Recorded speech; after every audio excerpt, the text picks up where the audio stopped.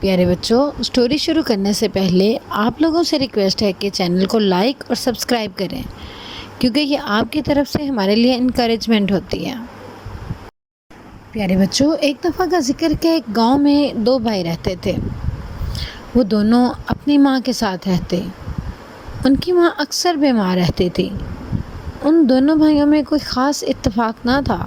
اس کی وجہ یہ تھی کہ بڑا بھائی ہمیشہ چھوٹے کو اپنی بات منوانے کی کرتا۔ وہ کبھی اس کے ساتھ مل جل کے رہنا نہیں چاہتا تھا۔ اچانک ان کی ماں بیمار پڑ گئی۔ ان کی ماں کے بیمار پڑنے کے ساتھ ہی بڑے بھائی نے تھوڑا سا ناٹک کرنا شروع کر دیا کہ جیسے وہی ماں کے لیے بہت پریشان ہے۔ چھوٹا صرف اس کا منہ دیکھتا رہتا۔ اور پھر ایسا ہوا کہ ماں وفات پا گئی۔ جب ماں فوت ہو گئی تو ان کے پاس پیچھے اس کے ورثے میں صرف ایک گائے، ایک کمبل اور ایک چارپائی بچی تھی، کیونکہ وہ بہت غریب تھے۔ اب مسئلہ یہ تھا کہ یہ چیزیں بڑا بھائی رکھے گا یا چھوٹا بھائی۔ تو بڑے بھائی نے اپنے ہی جیسے مکار دوستوں کو بلایا اور اس بات کا فیصلہ کرنے کے لیے کہا۔ جب اس کے دوست آئے تو انہوں نے یہ فیصلہ کیا کہ گائے کا اگلا حصہ یعنی منہ والا حصہ چھوٹے بھائی کا ہوگا اور گائے کا پچھلا حصہ جیسے کہ وہ دودھ دیتی ہے تو وہ حصہ بڑے بھائی کا ہوگا۔ چارپائی جو ہے وہ دن کے ٹائم میں چھوٹا بھائی یوز کرے گا اور رات کے ٹائم میں چارپائی بڑے بھائی کے پاس ہوگی۔ اسی طرح کمبل بھی دن میں چھوٹا بھائی استعمال کرے گا، لیکن رات کے وقت میں وہ کمبل بڑے بھائی کے پاس ہوگا۔ ان کی یہ تقسیم انصاف پر مبنی تو نہ تھی، لیکن چھوٹا بھائی مجبور تھا، کیونکہ اس نے کبھی بھی بڑے بھائی کے آگے زبان نہ چلائی تھی۔ رات کے وقت شدید سردی میں چھوٹا بھائی کمبل کے بغیر رہتا۔ اس کو کوئی صورت نظر نہ آتی کہ وہ سردی سے کیسے بچے، اور بڑا بھائی مزے سے کمبل لپیٹ کے بیٹھا رہتا۔ چھوٹا بھائی دن میں چارپائی استعمال کیا کرتا، وہ تو کام پہ چلا جاتا تھا، جبکہ بڑا بھائی رات کو مزے سے چارپائی پہ سوتا۔ چھوٹا بھائی گائے کو چارہ لا لا کے ڈالتا اور بڑا بھائی مزے سے گائے کا دودھ دھوتا۔ گائے کا دودھ دھوتا اور اس دودھ کو وہ بیچتا، جس سے وہ پیسے بھی کماتا۔ اس طرح سے ہر لحاظ سے بڑے بھائی کے فائدے ہو رہے تھے، جبکہ چھوٹا بھائی بیچارہ پریشان تھا۔ بہت پریشان رہتا کہ میں کس طرح سے رات کو نہ نیند پوری ہوتی تھی، نہ دن کو وہ کام پہ صحیح طرح سے جا سکتا تھا۔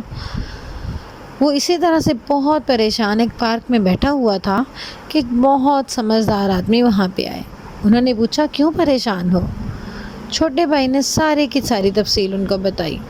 انہوں نے اسے ایک ترکیب بتائی اور اس نے اس پہ عمل کیا۔ اگلی صبح جب بھائی دودھ دھونے کے لیے آیا تو چھوٹے بھائی نے گائے کے منہ پہ ہنٹر سے مارنا شروع کر دیا۔ جب اس نے اس کو ہنٹر سے مارا تو اس نے زور سے کک ماری، جس سے بھائی زمین پہ اوندا گر گیا اور سارا دودھ بھی گر گیا۔ بڑا بھائی اس پہ غصہ ہوا کہ تم یہ کیا کر رہے ہو؟ چھوٹے نے کہا کہ بھائی، آپ بھول رہے ہیں کہ گائے کا منہ والا حصہ میرا ہے، میں اس کو ماروں کاٹوں جو مرضی کروں۔ بڑا بھائی تو پریشان ہو گیا کہ یہ کیا کر رہا ہے۔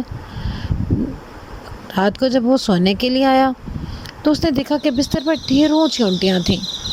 اصل میں ہوا یہ کہ چھوٹے بھائی نے دن کے وقت چارپائی کے اوپر شہد اور بہت میٹھا گرا دیا، جس کے ساتھ ڈھیروں چیونٹیاں چارپائی سے چپک گئیں، اور بڑا بھائی ان کو مارنے کی کوشش کرتا لیکن وہ نہ جاتی۔ اس نے غصے سے چھوٹے کو کہا کہ یہ تم نے کیا کیا؟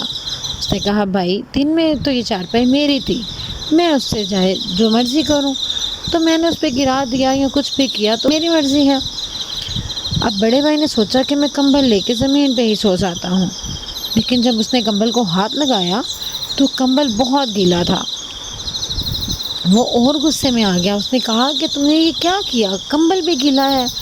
چھوٹے بھائی نے کہا کہ بھائی، دن کے وقت تو کمبل میرا ہوتا ہے نا، تو میں نے اس کو دھو دیا، اب میں اس کو چاہے روزانہ دھوؤں یا کبھی کبھی دھوؤں، یہ تو میری مرضی ہے۔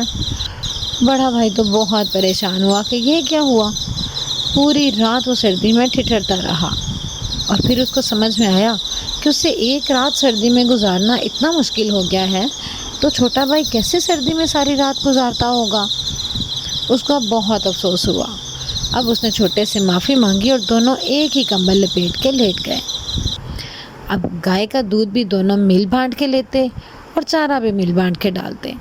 اصل میں اب بڑے بھائی کو سمجھ آ چکی تھی کہ اس کی ناانصافی جو تھی وہ اس کے لیے کتنی بری ثابت ہوئی اور چھوٹے بھائی کو اس سے کتنی تکلیف پہنچی ہوگی۔ تو بچوں، ہمیں بھی اس کہانی سے یہ سبق سیکھنا چاہیے کہ ہمیں کبھی بھی کسی کے لیے برا نہیں سوچنا چاہیے، نہ ہی کسی کے لیے کوئی ایسی چال چلنی چاہیے جس سے کسی کو تکلیف ہو، کیونکہ اکثر چالیں الٹی بھی پڑ جاتی ہیں۔ اور اس لیے ہمیں ہمیشہ دوسروں کے لیے اچھا سوچنا چاہیے تاکہ ہمارے لیے بھی اچھا ہو۔